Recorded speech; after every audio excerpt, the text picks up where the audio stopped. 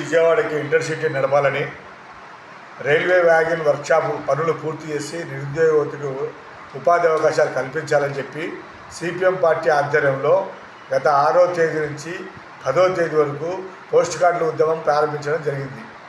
దాంట్లో భాగంగా ఈరోజు కల్లూరు 33 వార్డులోని పోస్ట్ ఆఫీస్ దగ్గర గ్రామ ప్రజలు, సిపిఎం పార్టీ నాయకులు, కార్యకర్తలు కలిసి రైల్వే చైర్మన్ గారికి, రైల్వే జనరల్ మేనేజర్ గారికి, రైల్వే మినిస్టర్ గారికి పోస్ట్ కార్డుల ద్వారా మా కర్నూలు నగరానికి ఇంటర్సిటీ నడపాలని, అట్లే గుంటూరుకు వెళ్ళేటువంటి ప్యాసింజర్ని విజయవాడ వరకు పొడిగించాలని, గతంలో ఉండేటువంటి మచిలీపట్నం రైల్ని పునరుద్ధరించాలని, విశాఖపట్నంకు వెళ్ళేటువంటి రైల్ని కూడా పునరుద్ధరించాలని, రైల్వే వ్యాగన్ వర్క్షాప్ను త్వరగా పూర్తి చేసి ఉపాధి అవకాశాలు కల్పించాలని చెప్పి మేము డిమాండ్ చేస్తూ ఈ పోస్ట్ కార్డు ఉద్యమం చేశాం.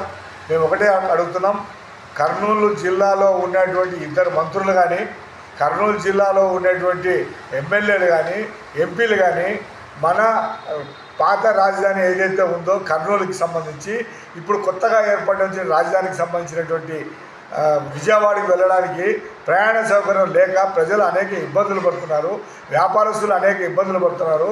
ఆ ఇబ్బందిని కూడా గమనించలేని పరిస్థితిలో ఈరోజు ప్రజాప్రతినిధులు ఉన్నారు. కాబట్టి ప్రజాప్రతినిధులకు ఒకటే హెచ్చరిక చేస్తున్నాం, ఇప్పటికైనా కూడా మీరు కర్నూలు నగరం నుంచి విజయవాడకి వెళ్ళడానికి ఇంటర్సిటీ ఏర్పాటు చేయడం, అట్లాగే మేము ముందు చెప్పినటువంటి డిమాండ్లన్నీ నెరవేర్చాలని చెప్పి ప్రజాప్రతినిధులని మేము డిమాండ్ చేస్తున్నాం. లేదంటే ప్రజాప్రతినిధులు ఇంటి ముందర ధర్నాలు చేయాల్సి వస్తుందని చెప్పి సిపిఎం పార్టీగా హెచ్చరిక చేస్తూ ఈరోజు ఈ కార్యక్రమం నిర్వహించడం జరిగింది.